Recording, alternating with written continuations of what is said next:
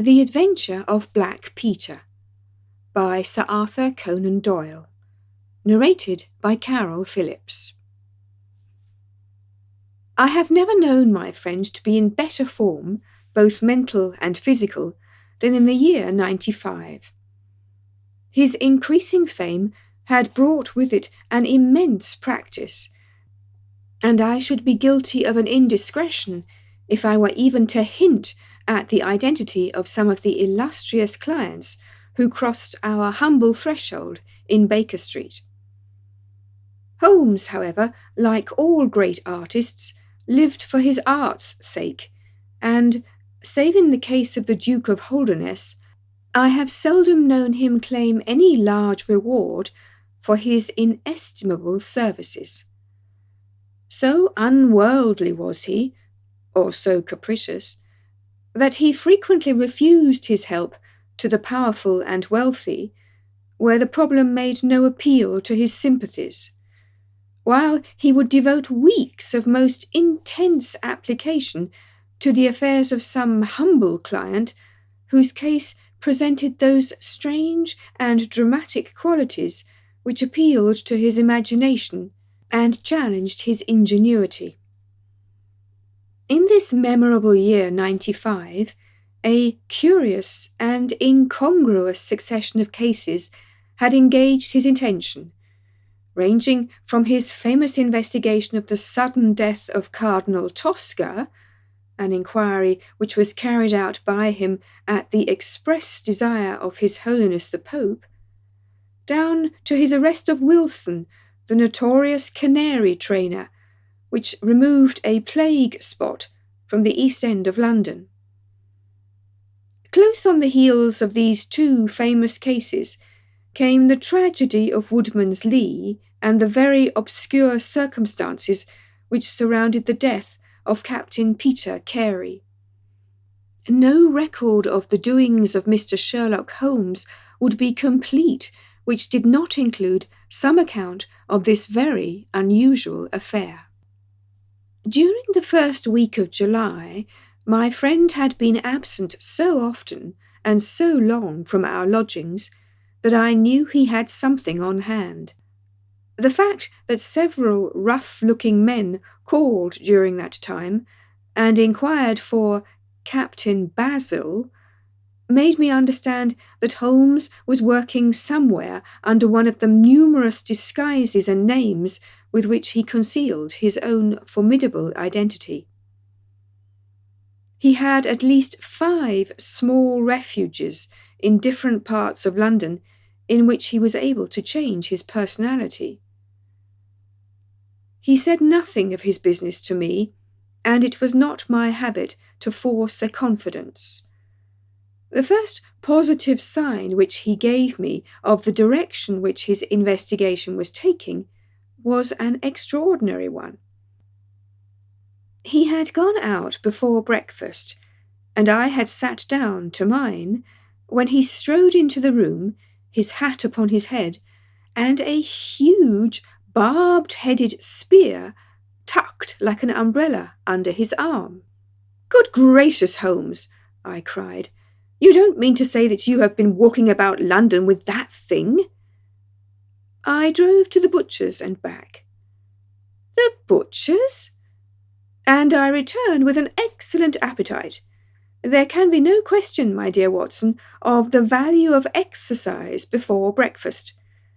But I am prepared to bet that you will not guess the form that my exercise has taken." "I will not attempt it." He chuckled as he poured out the coffee. "If you could have looked into Allardyce's back shop, you would have seen a dead pig swung from a hook in the ceiling, and a gentleman in his shirt-sleeves furiously stabbing at it with this weapon. I was that energetic person, and I have satisfied myself that by no exertion of my strength can I transfix the pig with a single blow. Perhaps you would care to try." "Not for worlds. But why were you doing this?" "Because it seemed to me to have an indirect bearing upon the mystery of Woodman's Lee. Ah, Hopkins, I got your wire last night, and I have been expecting you. Come and join us. Our visitor was an exceedingly alert man, 30 years of age, dressed in a quiet tweed suit, but retaining the erect bearing of one who was accustomed to official uniform. I recognized him at once as Stanley Hopkins, a young police inspector for whose future Holmes had high hopes, while he in turn professed the admiration and respect of a pupil for the scientific methods of the famous amateur. Hopkins' brow was clouded, and he sat down with an air of deep dejection. "No, thank you, sir. I breakfasted before I came round. I spent the night in town, for I came up yesterday to report." "And what had you to report?" "Failure, sir. Absolute failure." "You have made no progress?" "None." "Dear me, I must have a look at the matter." "I wish to heavens that you would, Mr. Holmes. It's my first big chance, and I'm at my wits' end. For goodness sake, come down and lend me a hand." Well, it just happens that I have already read all the available evidence, including the report of the inquest, with some care. By the way, what do you make of that tobacco pouch found on the scene of the crime? Is there no clue there?" Hopkins looked surprised. "It was the man's own pouch, sir. His initials were inside it, and it was of sealskin, and he is an old sealer." "But he had no pipe." "No, sir, we could find no pipe. Indeed, he smoked very little, and yet he might have kept some tobacco for his friends." "No doubt.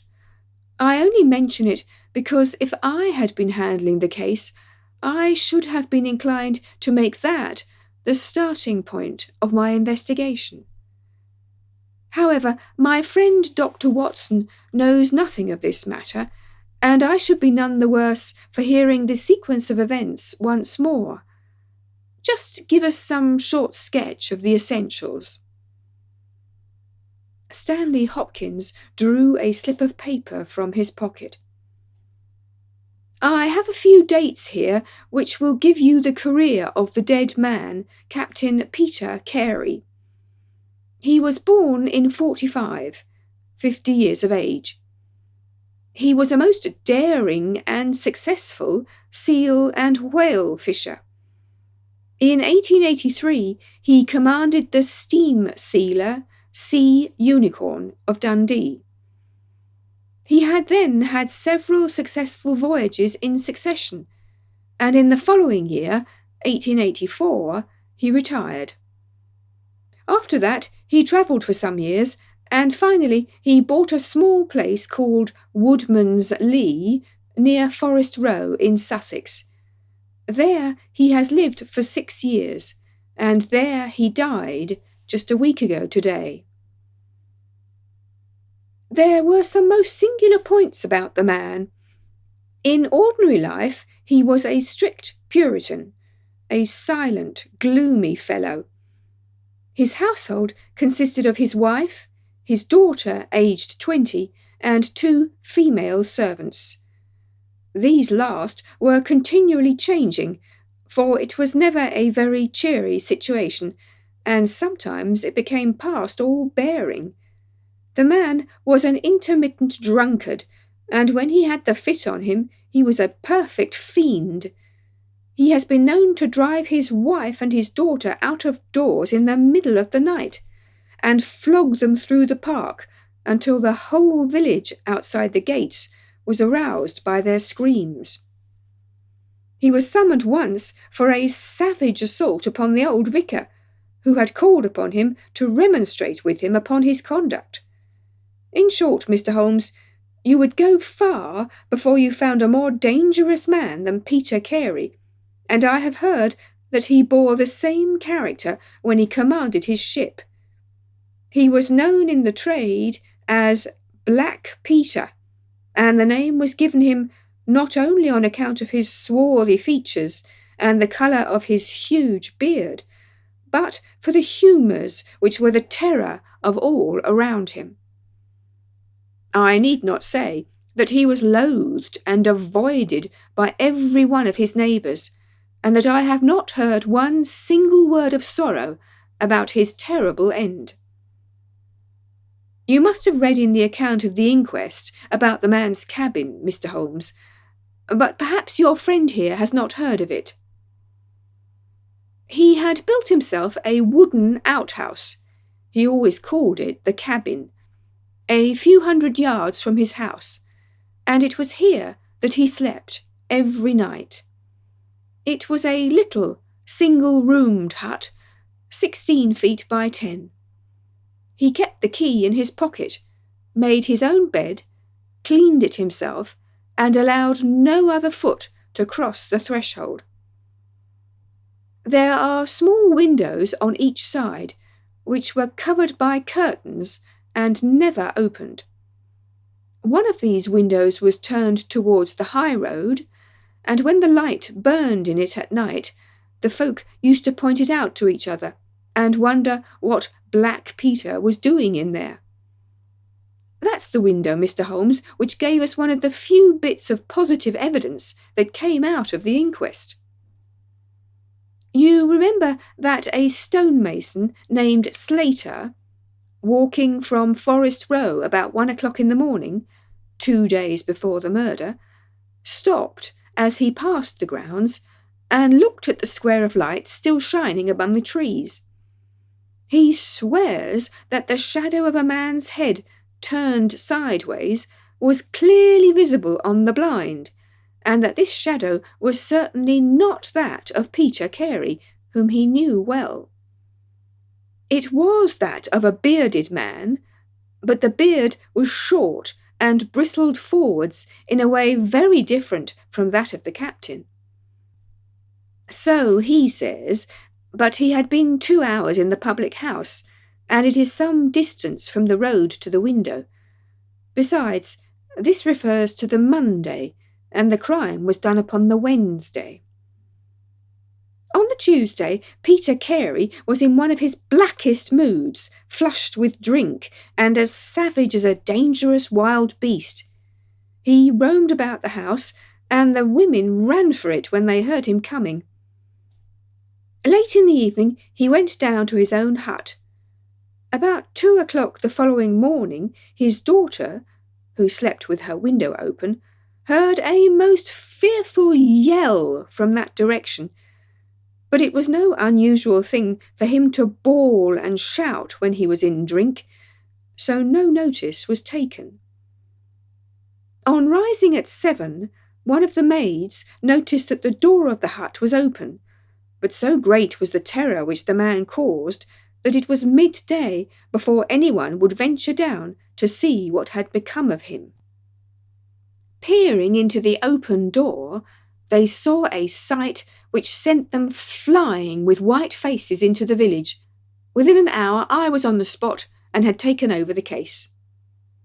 Well, I have fairly steady nerves, as you know, Mr. Holmes, but I give you my word that I got a shake when I put my head into that little house. It was droning like a harmonium with the flies and blue bottles, and the floor and walls were like a slaughterhouse. He had called it a cabin, and a cabin it was, sure enough, for you would have thought that you were in a ship.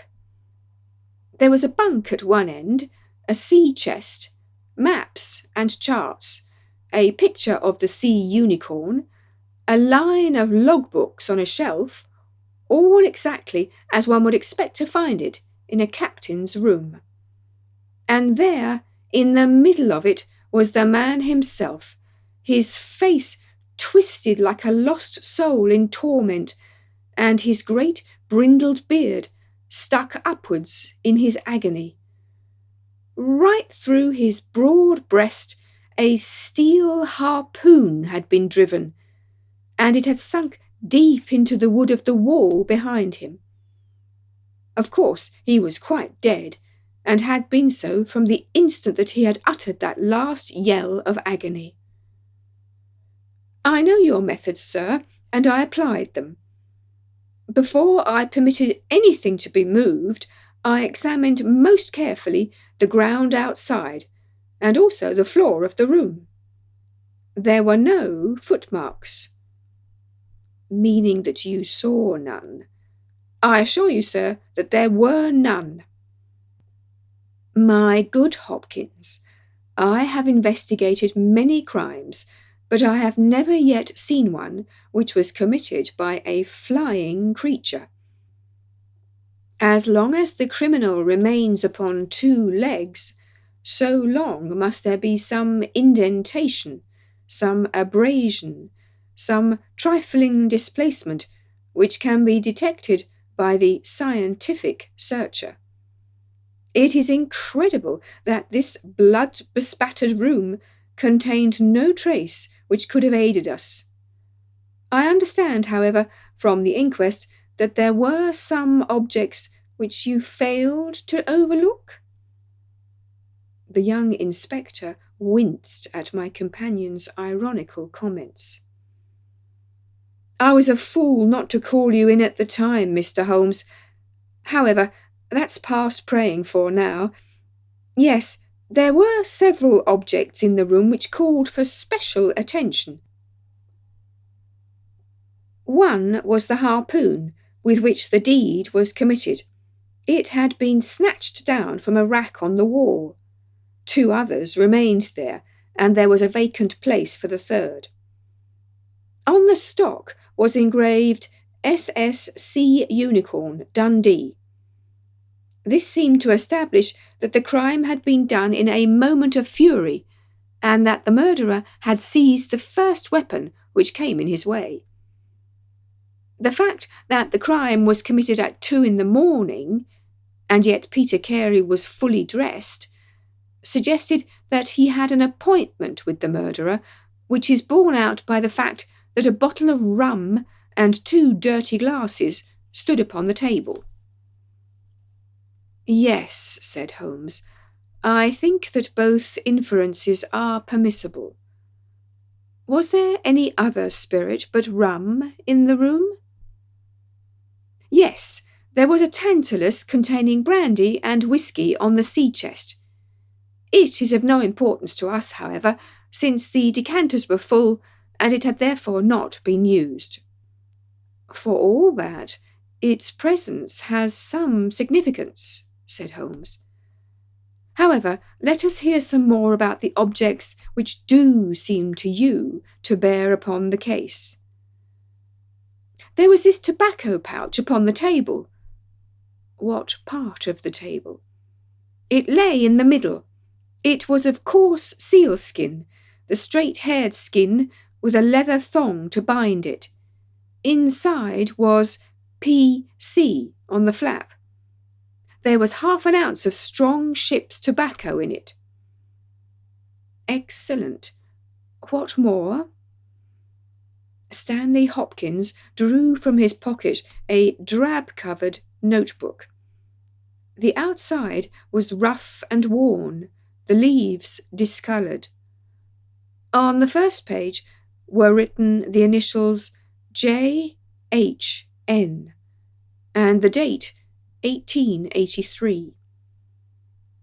Holmes laid it on the table and examined it in his minute way, while Hopkins and I gazed over each shoulder.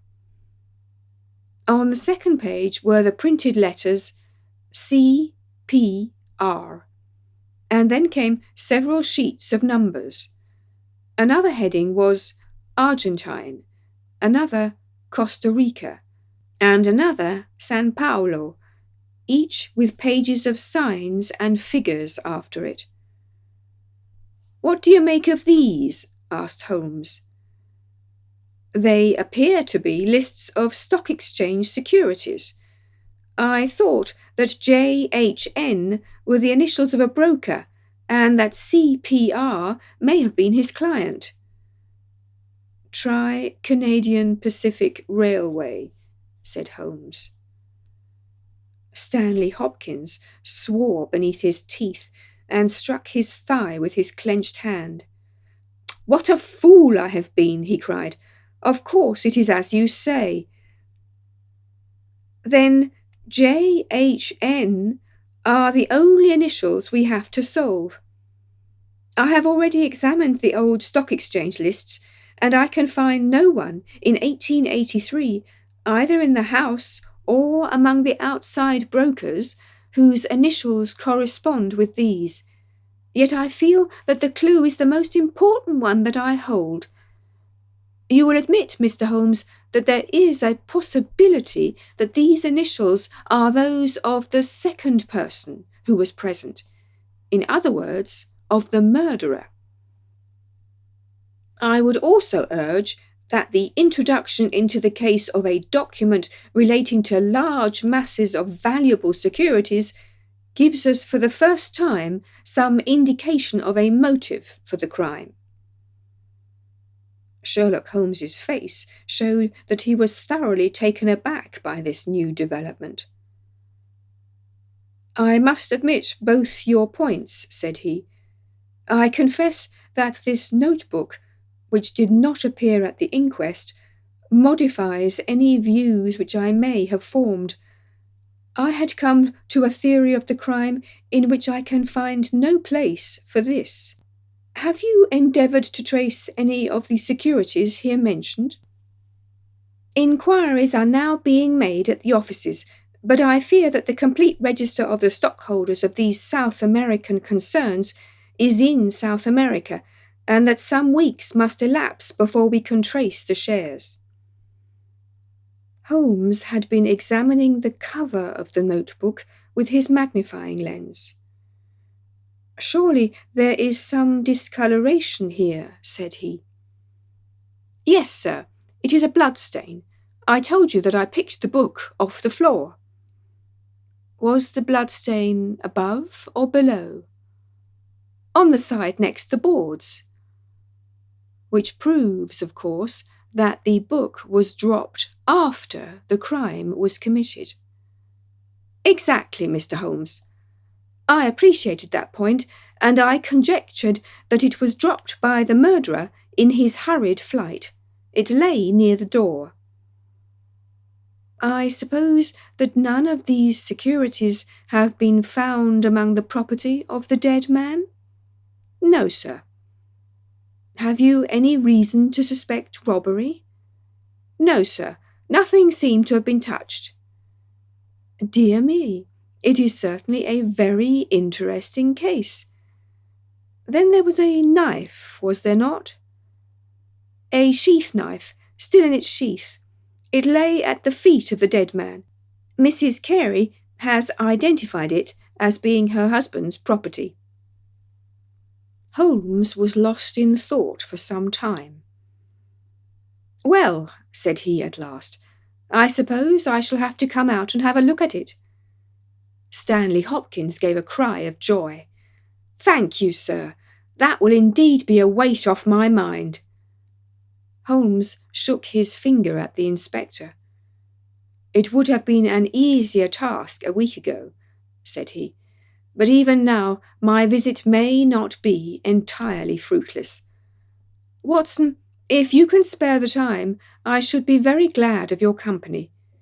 If you will call a four-wheeler, Hopkins, we shall be ready to start for Forest Row in a quarter of an hour." Alighting at the small wayside station, we drove for some miles through the remains of widespread woods, which were once part of that great forest which for so long held the Saxon invaders at bay, the impenetrable Weald, for 60 years the bulwark of Britain.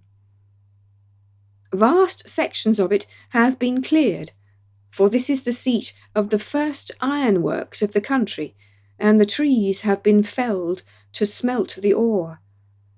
Now the richer fields of the north have absorbed the trade, and nothing save these ravaged groves and great scars in the earth show the work of the past. Here, in a clearing upon the green slope of a hill, stood a long, low, stone house, approached by a curving drive running through the fields. Nearer the road, and surrounded on 3 sides by bushes, was a small outhouse, one window and the door facing in our direction. It was the scene of the murder.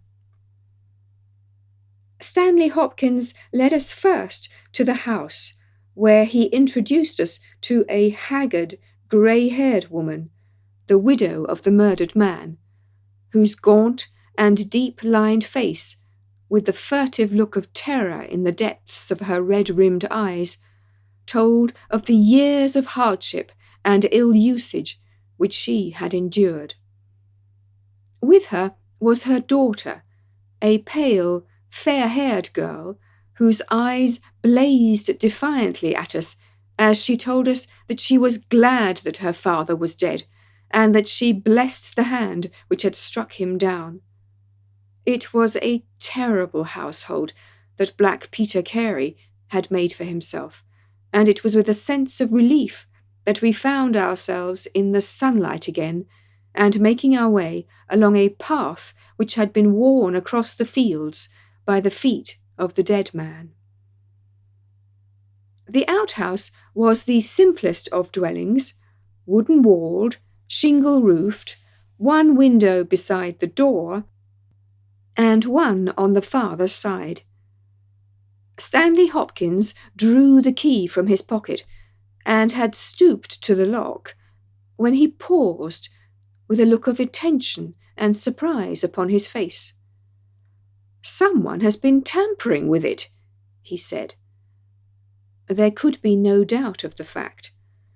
The woodwork was cut, and the scratches showed white through the paint, as if they had been that instant done.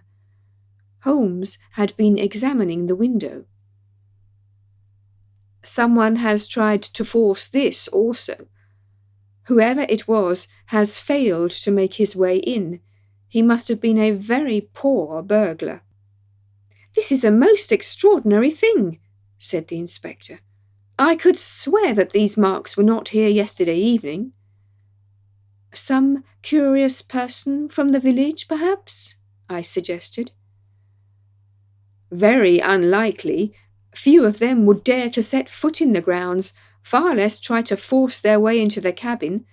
What do you think of it, Mr. Holmes?" "I think that fortune is very kind to us."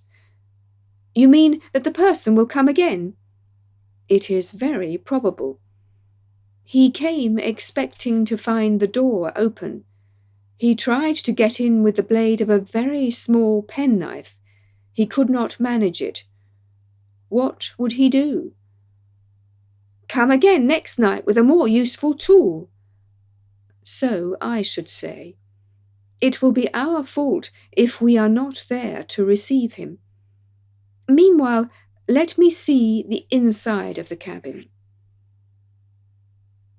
The traces of the tragedy had been removed, but the furniture within the little room still stood as it had been on the night of the crime. For 2 hours, with most intense concentration, Holmes examined every object in turn, but his face showed that his quest was not a successful one. Once only he paused in his patient investigation.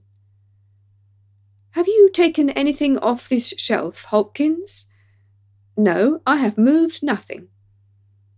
"Something has been taken.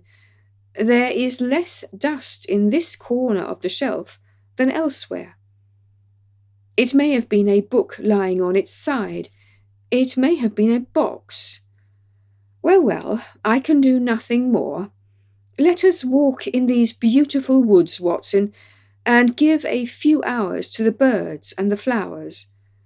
We shall meet you here later, Hopkins, and see if we can come to closer quarters with the gentleman who has paid this visit in the night. It was past 11 o'clock when we formed our little ambuscade.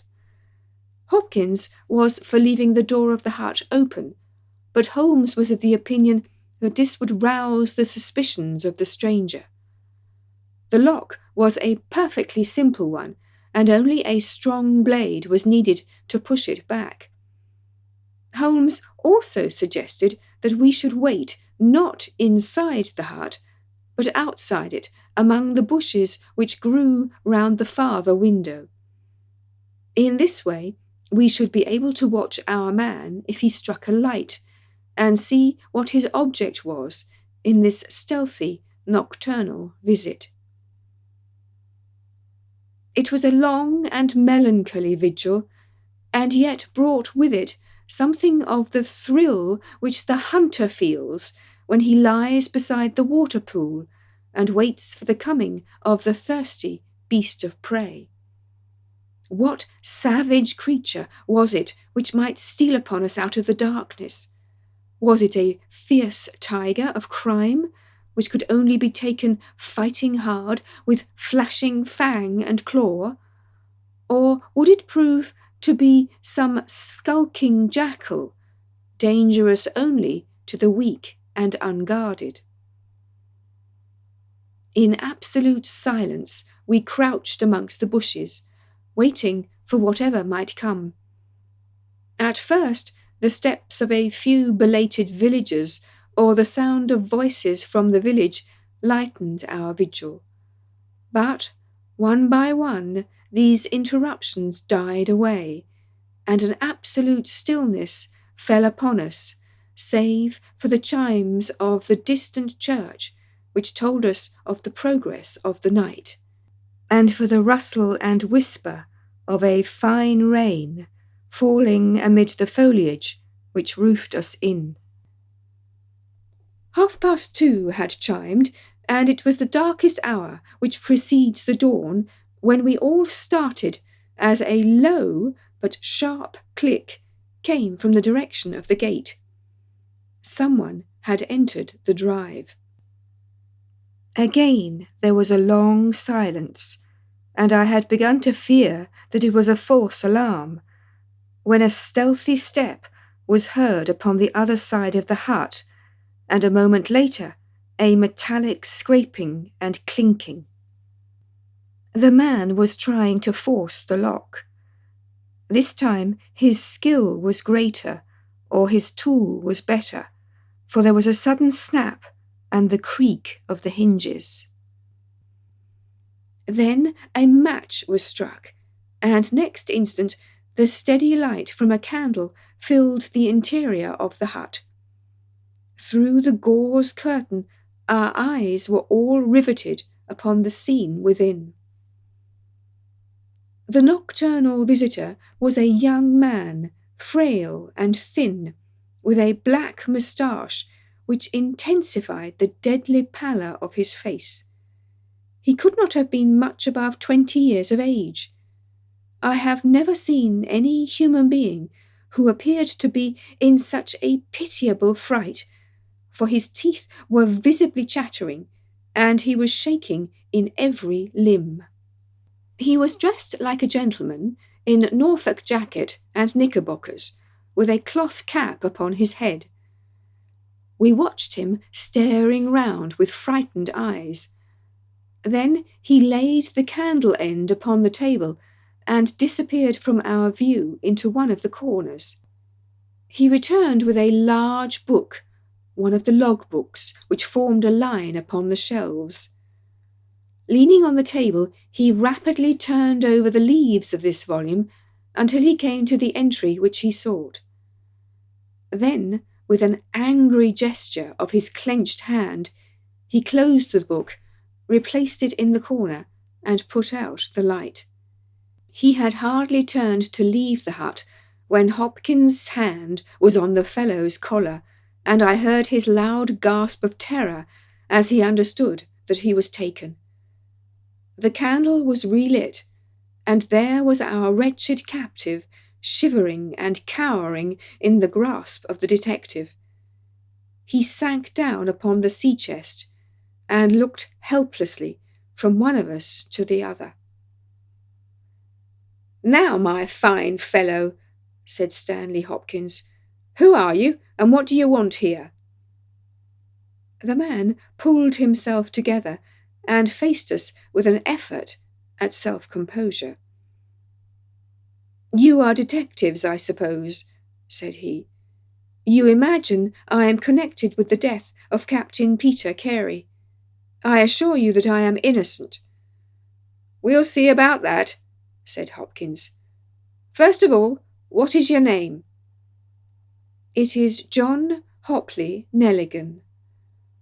I saw Holmes and Hopkins exchange a quick glance. "What are you doing here?" "Can I speak confidentially?" "No, certainly not." "Why should I tell you?" "If you have no answer, it may go badly with you at the trial." The young man winced. "Well, I will tell you," he said. "Why should I not? And yet I hate to think of this old scandal gaining a new lease of life. Did you ever hear of Dawson and Nelligan?" I could see from Hopkins' face that he had never heard of it, but Holmes was keenly interested. "You mean the West Country bankers?" said he. "They failed for $1 million, ruined half the county families of Cornwall, and Nelligan disappeared." "Exactly. Nelligan was my father." At last we were getting something positive, and yet it seemed a long gap between any absconding banker and Captain Peter Carey pinned against the wall with one of his own harpoons. We all listened intently to the young man's words. "It was my father who was really concerned. Dawson had retired. I was only 10 years of age at the time, but I was still old enough to feel the shame and horror of it all. It has always been said that my father stole all the securities and fled. It is not true. It was his belief that if he were given time in which to realize them, all would be well, and every creditor paid in full. He started in his little yacht for Norway just before the warrant was issued for his arrest. I can remember that last night when he bade farewell to my mother. He left us a list of the securities he was taking, and he swore that he would come back with his honour cleared, and that none who had trusted him would suffer. Well, no word was ever heard from him again. Both the yacht and he vanished utterly. We believed, my mother and I, that he and it, with the securities that he had taken with him, were at the bottom of the sea. We had a faithful friend, however, who is a businessman, and it was he who discovered some time ago that some of the securities which my father had with him have reappeared on the London market. You can imagine our amazement. I spent months in trying to trace them, and at last, after many doublings and difficulties, I discovered that the original seller had been Captain Peter Carey, the owner of this hut. Naturally, I made some inquiries about the man. I found that he had been in command of a whaler which was due to return from the Arctic seas at the very time when my father was crossing to Norway. The autumn of that year was a stormy one, and there was a long succession of southerly gales. My father's yacht may well have been blown to the north, and there met by Captain Peter Carey's ship. If that was so, what had become of my father? In any case, if I could prove from Peter Carey's evidence how these securities came on the market, It would be a proof that my father had not sold them, and that he had no view to personal profit when he took them. I came down to Sussex with the intention of seeing the captain, but it was at this moment that his terrible death occurred. I read at the inquest a description of his cabin, in which it stated that the old logbooks of his vessel were preserved in it. It struck me that if I could see what occurred in the month of August 1883 on board the Sea Unicorn, I might settle the mystery of my father's fate. I tried last night to get at these logbooks, but was unable to open the door. Tonight I tried again and succeeded, but I find that the pages which deal with that month have been torn from the book. It was at that moment I found myself a prisoner in your hands." "Is that all?" asked Hopkins. "Yes, that is all." His eyes shifted as he said it. "You have nothing else to tell us?" He hesitated. "No, there is nothing." "You have not been here before last night?" "No." "Then how do you account for that?" cried Hopkins, as he held up the damning notebook with the initials of our prisoner on the first leaf and the bloodstain on the cover. The wretched man collapsed. He sank his face in his hands and trembled all over. "Where did you get it?" he groaned. "I did not know. I thought I had lost it at the hotel." "That is enough," said Hopkins sternly. "Whatever else you have to say, you must say in court. You will walk down with me now to the police station." "Well, Mr. Holmes, I'm very much obliged to you and to your friend for coming down to help me. As it turns out, your presence was unnecessary, and I would have brought the case to this successful issue without you, but nonetheless I am very grateful. Rooms have been reserved for you at the Bramble Tie Hotel, so we can all walk down to the village together." "Well, Watson, what do you think of it?" asked Holmes, as we travelled back next morning. "I can see that you are not satisfied." "Oh yes, my dear Watson, I am perfectly satisfied. At the same time, Stanley Hopkins' methods do not commend themselves to me. I am disappointed in Stanley Hopkins. I had hoped for better things from him. One should always look for a possible alternative and provide against it. It is the first rule of criminal investigation." "What, then, is the alternative?" "The line of investigation which I myself have been pursuing. It may give us nothing, I cannot tell, but at least I shall follow it to the end." Several letters were waiting for Holmes at Baker Street. He snatched one of them up, opened it, and burst out into a triumphant chuckle of laughter. "Excellent, Watson! The alternative develops. Have you telegraph forms? Just write a couple of messages for me. Sumner, shipping agent, Ratcliffe Highway.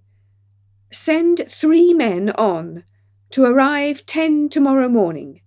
Basil. That's my name in those parts. The other is Inspector Stanley Hopkins, 46 Lord Street, Brixton. Come breakfast tomorrow at 9:30. Important. Wire if unable to come. Sherlock Holmes. There, Watson, this infernal case has haunted me for days. I hereby banish it completely from my presence. Tomorrow I trust that we shall hear the last of it forever." Sharp at the hour named, Inspector Stanley Hopkins appeared, and we sat down together to the excellent breakfast which Mrs. Hudson had prepared. The young detective was in high spirits at his success. "You really think that your solution must be correct?" asked Holmes. I could not imagine a more complete case. It did not seem to me conclusive. You astonish me, Mr. Holmes. What more could one ask for? Does your explanation cover every point? Undoubtedly. I find that young Nelligan arrived at the Brambletie Hotel on the very day of the crime. He came on the pretence of playing golf. His room was on the ground floor, and he could get out when he liked. That very night he went down to Woodman's Lee, saw Peter Carey at the hut, quarrelled with him, and killed him with the harpoon. Then, horrified by what he had done, he fled out of the hut, dropping the notebook which he had brought with him in order to question Peter Carey about these different securities. You may have observed that some of them were marked with ticks, and the others, the great majority, were not. Those which are ticked have been traced on the London market, but the others, presumably, were still in the possession of Carey, and young Nelligan, according to his own account, was anxious to recover them in order to do the right thing by his father's creditors. After his flight, he did not dare to approach the hut again for some time, but at last he forced himself to do so in order to obtain the information which he needed. Surely that is all simple and obvious. Holmes smiled and shook his head.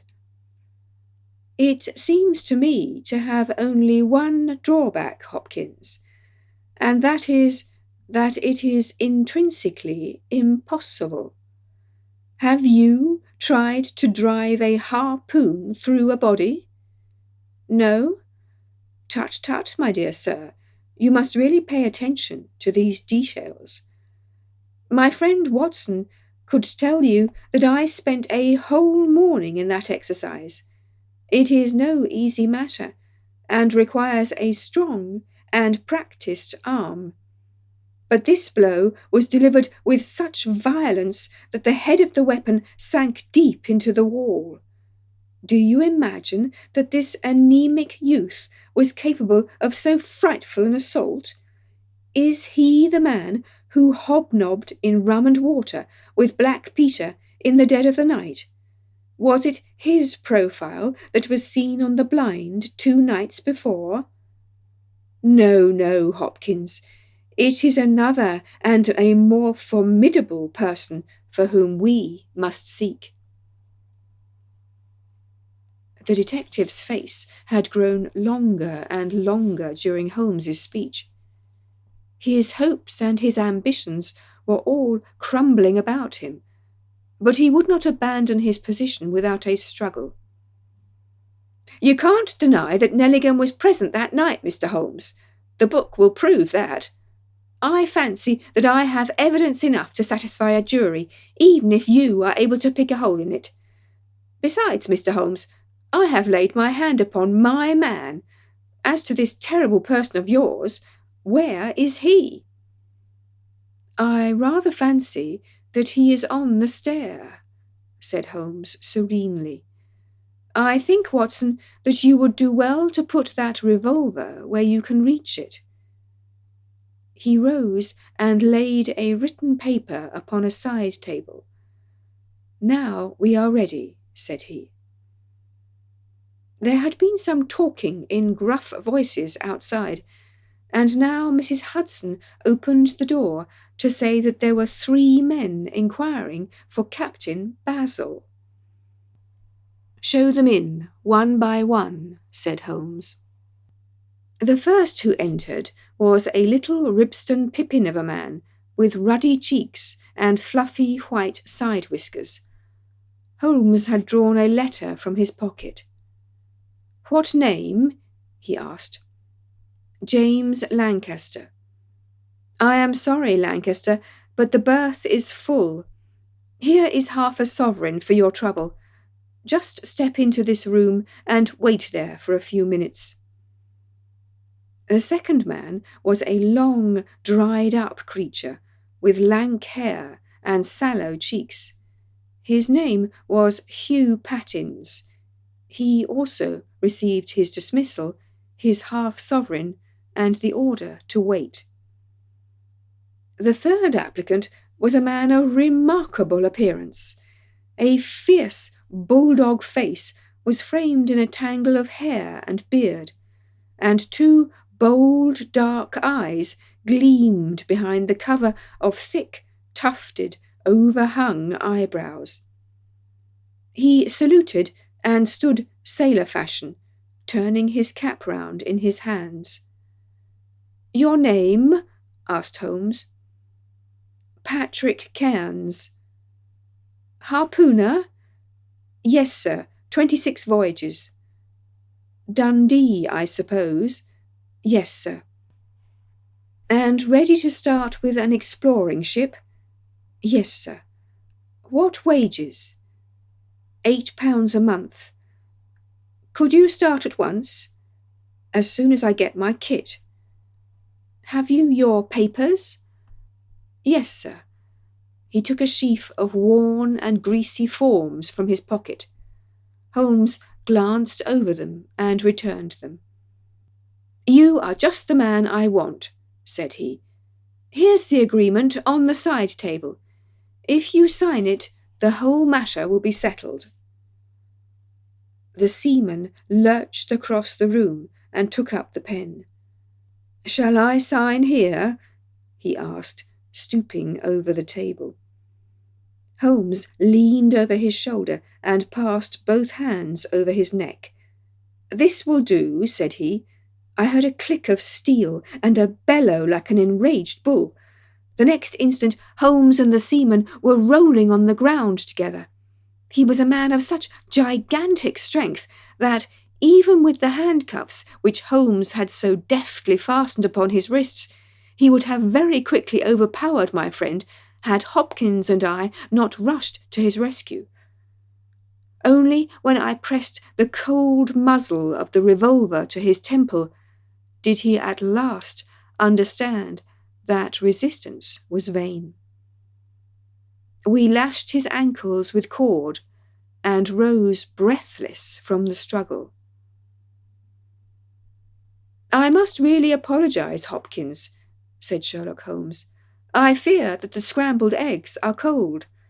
However, you will enjoy the rest of your breakfast all the better, will you not, for the thought that you have brought your case to a triumphant conclusion?" Stanley Hopkins was speechless with amazement. "I don't know what to say, Mr. Holmes," he blurted out at last, with a very red face. "It seems to me that I have been making a fool of myself from the beginning. I understand now what I should never have forgotten, that I am the pupil and you are the master.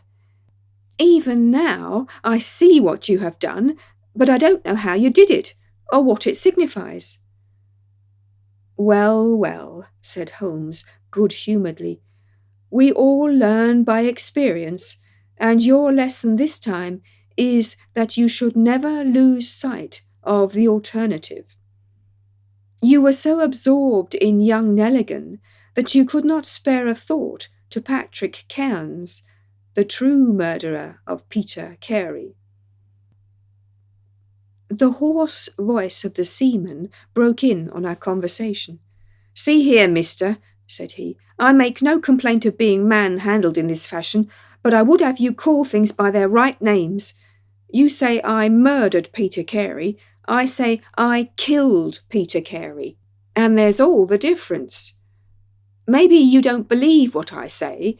Maybe you think I'm just slinging you a yarn." "Not at all," said Holmes. "Let us hear what you have to say." "It's soon told, and by the Lord, every word of it is truth.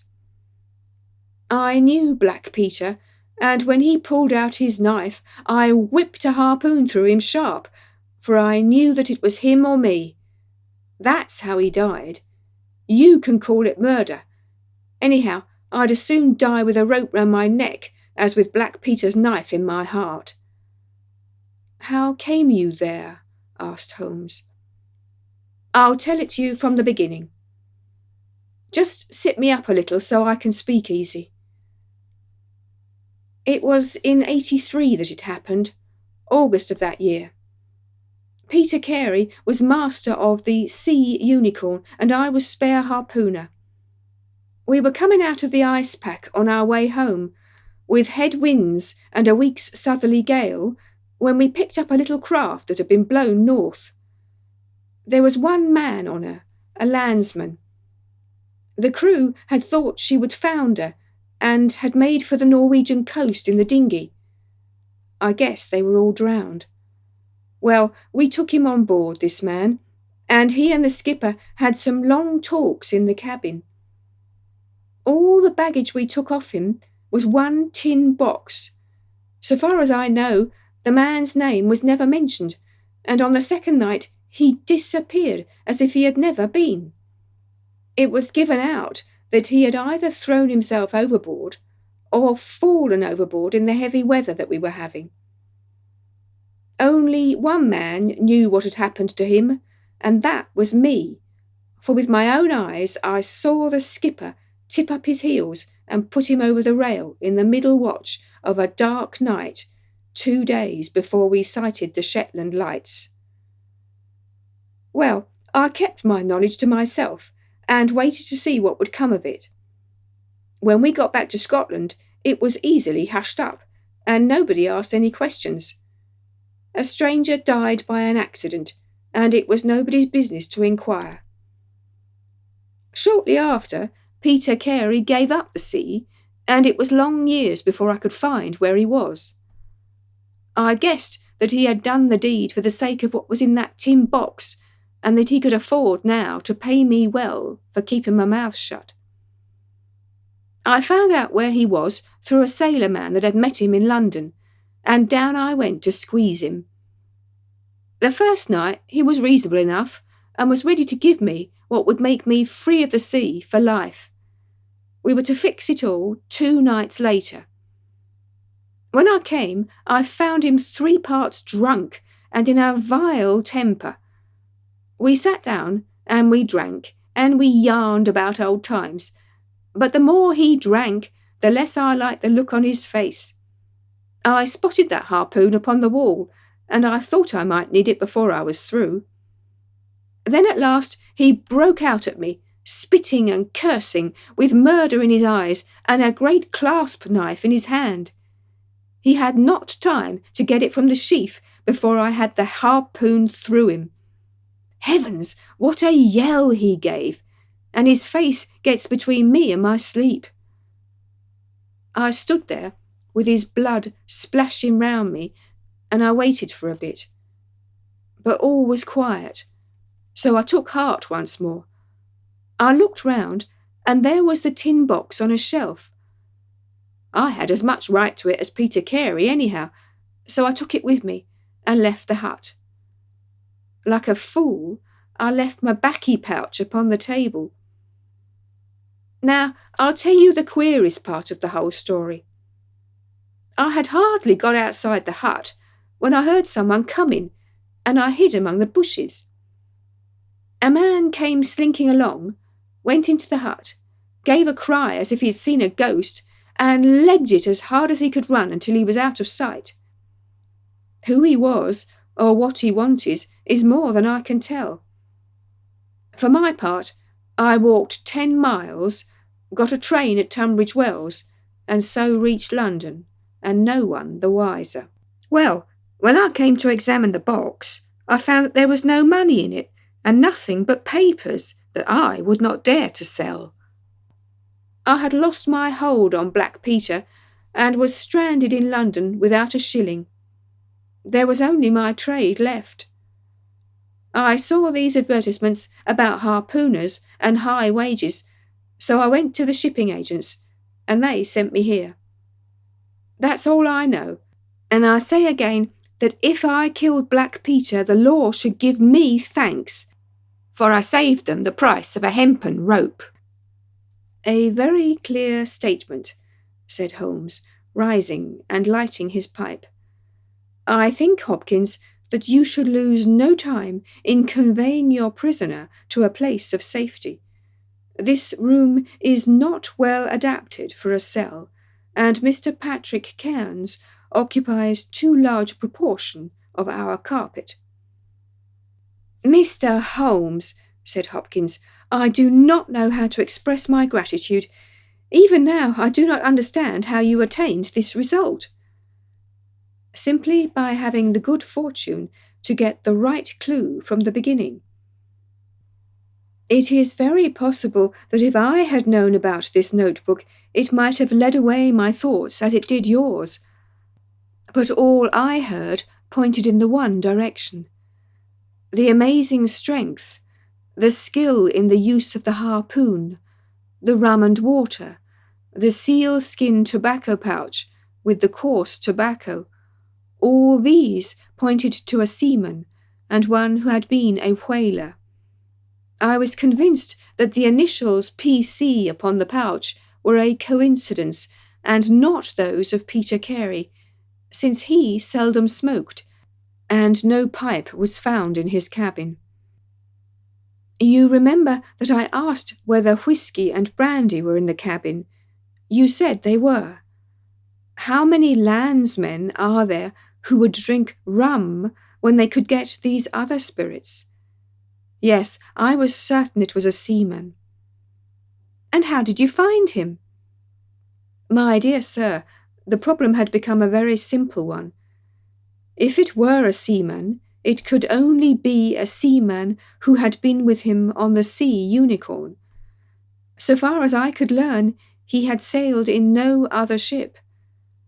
I spent 3 days in wiring to Dundee, and at the end of that time I had ascertained the names of the crew of the Sea Unicorn in 1883. When I found Patrick Cairns among the harpooners, my research was nearing its end. I argued that the man was probably in London, and that he would desire to leave the country for a time.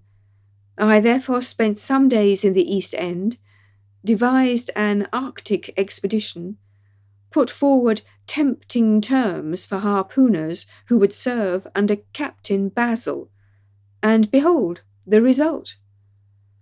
"Wonderful!" cried Hopkins. "Wonderful!" "You must obtain the release of young Nelligan as soon as possible," said Holmes. "I confess that I think you owe him some apology. The tin box must be returned to him, but, of course, the securities which Peter Carey has sold are lost for ever. There's the cab, Hopkins, and you can remove your man. If you want me for the trial, my address, and that of Watson, will be somewhere in Norway. I'll send particulars later." A short biography of Sir Arthur Conan Doyle, narrated by Carol Phillips.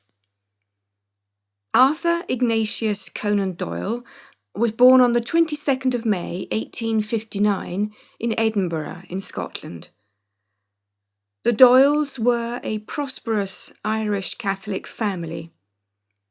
His father, Charles Altamont Doyle, had some success as an artist, but was a chronic alcoholic. His mother, Mary Doyle, loved books and was an excellent storyteller.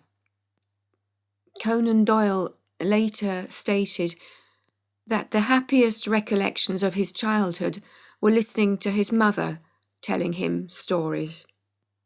At the age of 9, wealthy members of the Doyle family offered to pay for his studies. Arthur spent 7 years in a Jesuit boarding school in England, which he hated. The only activities he enjoyed were writing to his mother, which he did regularly until her death, and playing sport, in particular cricket, at which he was very good. During his time at boarding school, he realised that, like his mother, he had a talent for storytelling. Upon leaving school, one of Arthur's first tasks was to co-sign the committal papers for his father, who, as a result of his alcoholism, suffered from dementia. Conan Doyle described the events relating to the confinement of his father to a lunatic asylum in the story The Surgeon of Gaster Fell, which he wrote in 1880. Rather than following an artistic career, Arthur Conan Doyle decided to follow a medical one. For financial reasons, his mother had taken in a young lodger, Dr. Brian Charles, who had trained at the University of Edinburgh, and it was here that Conan Doyle undertook his medical studies. During his medical studies, Conan Doyle met a number of future authors who were also studying at the university, including James Barrie and Robert Louis Stevenson. One of his teachers, Dr. Joseph Bell, had a great influence on him. Dr. Bell was a master at observation, logic, deduction, and diagnosis, all qualities which Conan Doyle later attributed to his most famous creation, the detective Sherlock Holmes. During his studies, Conan Doyle began to write short stories, some of which were published in literary journals. In 1881, Conan Doyle graduated, obtaining his Bachelor of Medicine and Master of Surgery, upon which he drew a humorous sketch of himself receiving his diploma with the caption, "Licensed to Kill." After working as a medical officer on a steamer and as an assistant to a doctor in Plymouth, Conan Doyle opened his own practice in Portsmouth, and by the end of his third year, his practice had started to earn him a comfortable income. While working as a doctor, he continued to write. In August 1885, he married Louisa Hawkins, the sister of one of his patients. He described her in his memoirs as having been gentle and amiable. In March 1886, Conan Doyle started writing the novel which brought him immediate fame.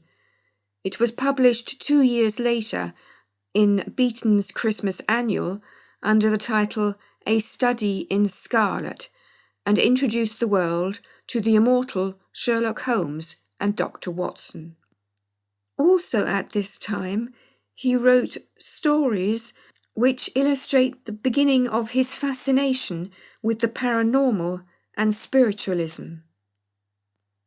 In August of 1889, Joseph Marshall Stoddart, managing editor of Lippincott's monthly magazine in Philadelphia, came to London to establish a British edition of his magazine. He commissioned the young doctor to write a short novel which was published in England and the US in February of 1890. This story, The Sign of Four, was responsible for establishing both the character Sherlock Holmes and the author Sir Arthur Conan Doyle. Conan Doyle's literary agent, A.P. Watt, made a deal with the Strand magazine to publish the Sherlock Holmes stories. The image of Sherlock Holmes was created by the illustrator Sidney Paget.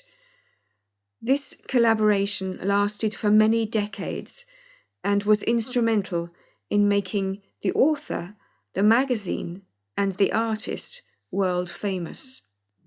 After almost dying as a result of a virulent attack of influenza, Conan Doyle decided to abandon his medical career and concentrate on his literary one.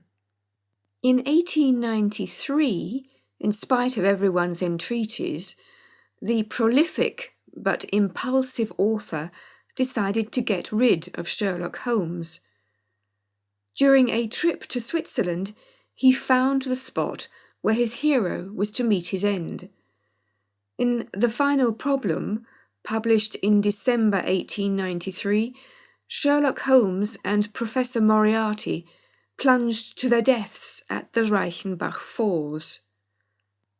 As a result, 20,000 readers cancelled their subscriptions to the Strand magazine. Conan Doyle, however, felt freed from a fictional character who had oppressed him.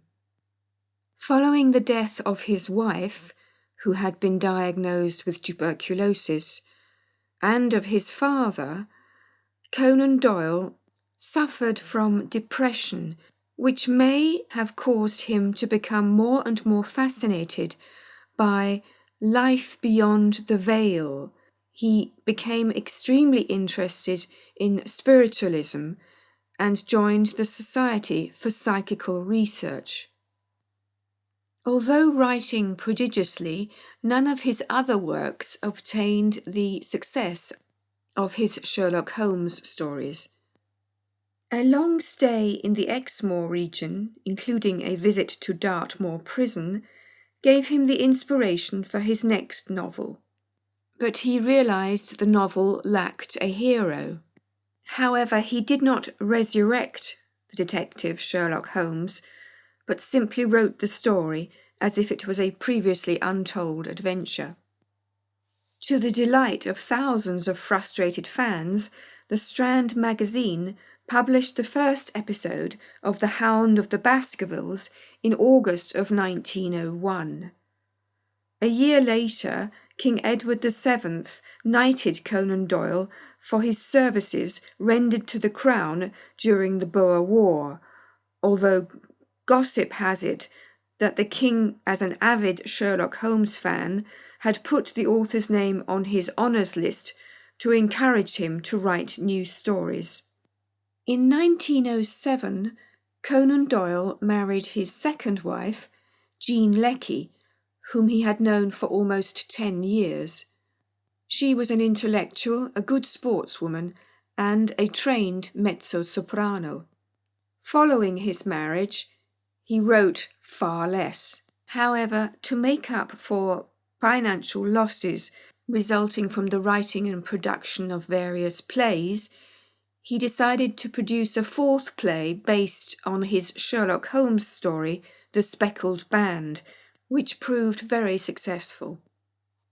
The loss of his son, his brother, his 2 brothers-in-laws and his 2 nephews in the First World War further increased his attraction to spiritualism and the occult, which was greatly mocked by the press.